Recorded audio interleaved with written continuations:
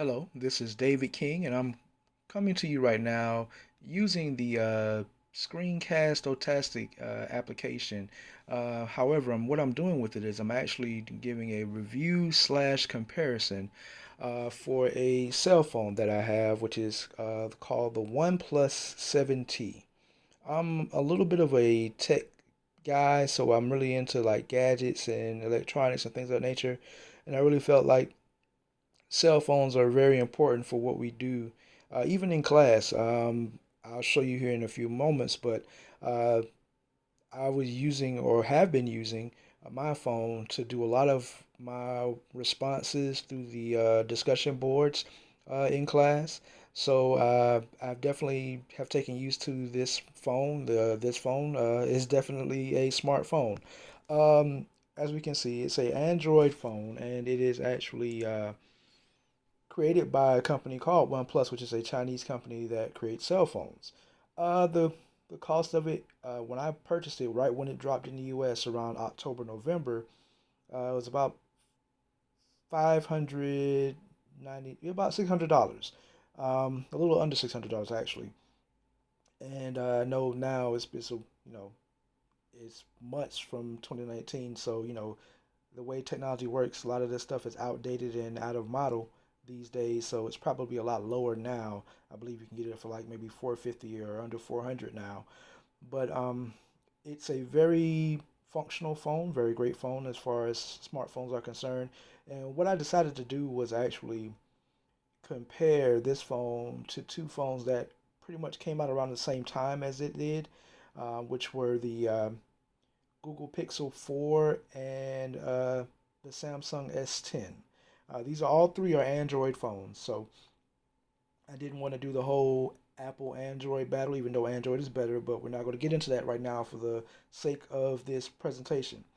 Um, this phone is definitely a good phone for what it does. It's a very smart phone. It has 4K capability on its video, and it does a lot of cool things that my previous phone did not. Before getting this phone, I was a very big Samsung guy. I got all the Galaxy models as I could get, and then when I was looking for a new phone, I was in the store, and the representative first went right to the Samsung phones for me, and he gave me the price, which was like $900, and I was kind of taken aback because I really didn't feel comfortable, setting up with $900 for a cell phone, even though I know that's kind of the going rate for these things these days. But with the phone plans, you can get, lower prices at first, but I just didn't think it was worth it even still.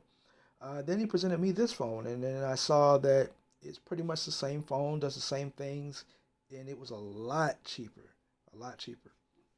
And once he gave me all the details, I figured out, hey, I might give it a shot. And since I did that, I have not had any issues whatsoever with this phone. Now, there are some things in comparison to Samsung phones that I wasn't quite used to. Whereas, and I'll show you this in a moment, but this phone itself does not have a separate headphone jack, which is kind of similar to iPhone models, which you just have that one port, which you do for your charging, and you have to get like an adapter to do anything else as far as listening to music or putting in headphones or things like that if you don't have any type of wireless earbuds. I actually do have some wireless earbuds, so that wasn't an issue for me. But that is I guess, a technical issue. I guess you can consider that in my mind because the 3.5 millimeter headphone jack was definitely key for my previous phones. Also, this phone does not have expandable memory, and the meaning what I mean by that is the other Samsung phones that I've been getting before this, they have a way where you can put in a mini SD card where you can have more memory than what the phone already comes with. This phone does not have that, so it is limited in the amount of memory that you can utilize. But I think they've done some different things here to alleviate those problems, which I'll talk about here in just a minute. So while I've used this phone actually as I'm scrolling through here to do my work in class actually. The discussion boards that we do, I usually respond right from here. As I just went through the app for Georgia Southern and pulled it right on up, and as you see, it's already on the folio here. Moves pretty well. It's very responsive. Allows you to go through and do different things and just check different classes and do every little activity that you could do on your laptop or computer. You can do here, and it's a very functional app, and it's a very functional phone. It moves very fast, and the processors are very fast. So let's go through that comparison, and we can go from there.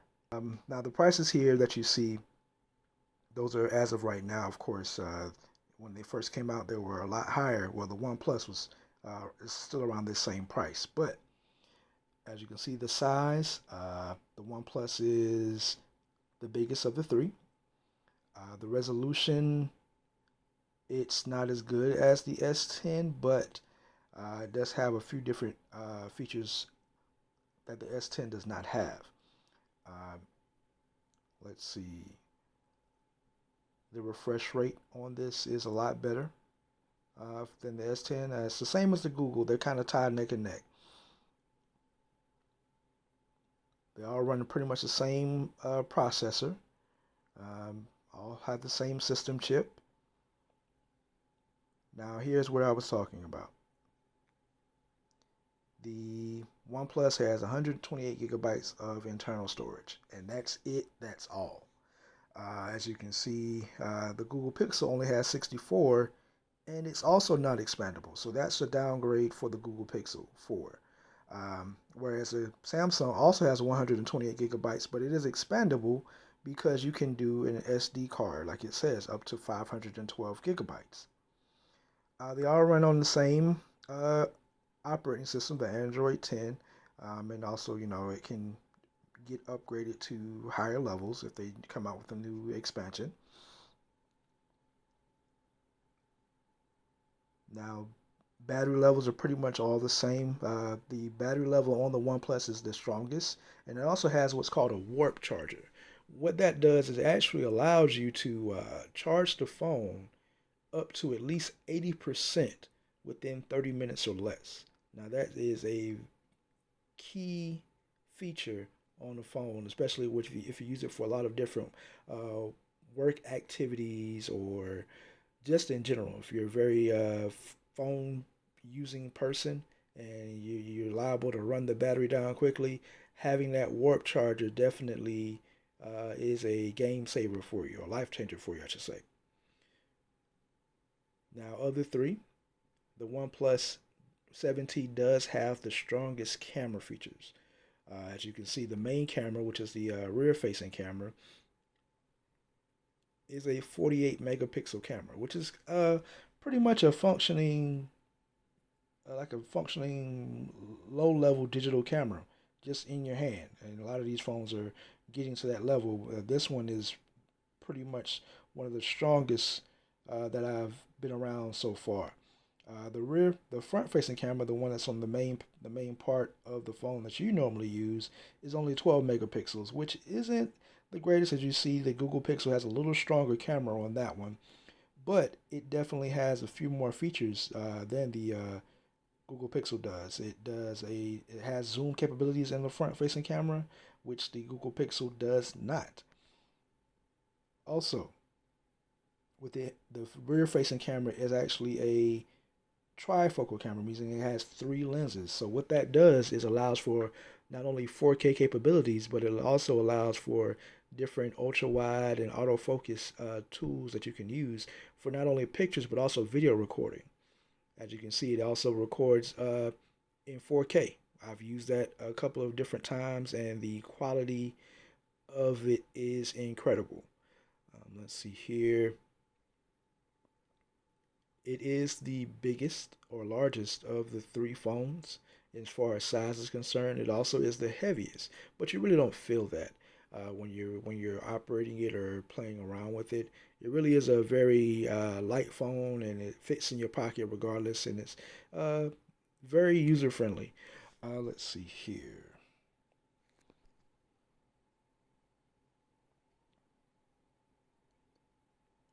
Everything else is pretty much tied together as far as the similarities are concerned.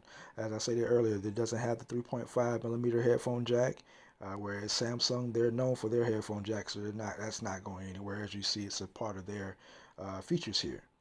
Um,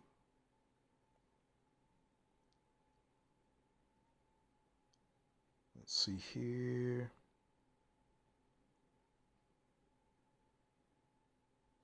As you see, when it first came out, this was $599, $600. The phone I have now, the OnePlus 7T. When the Samsung Galaxy S10 came out, it was over $900. So and you see the Google Pixel was basically $800. So you just see the differences in the price points as far as what you're getting. And I really feel like I made a great buy as far as getting the OnePlus 7T and moving over to that company, trying them out. Um, it Everything that's here, I pretty much have the same features on my phone, except for the mini SD card capabilities that I would normally have on a Android phone with Samsung. You can get everything pretty much works the same, uh, and I really do love this phone. Thank you guys for listening.